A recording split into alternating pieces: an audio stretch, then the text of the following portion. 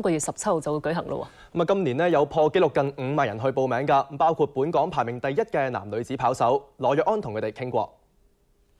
如果工作嗰度真係好大影響嘅，我諗會真係要放棄咯。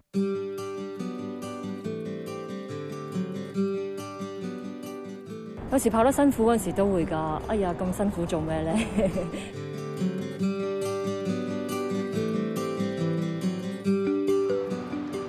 諗過放棄，不過一直堅持。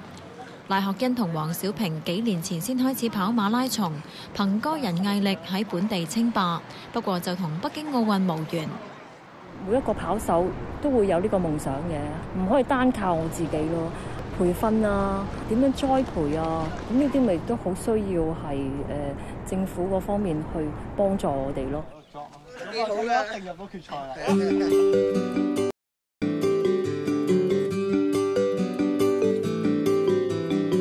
陳家豪被視為香港馬拉松明日之星，佢希望代表港隊參加東亞運同埋亞運。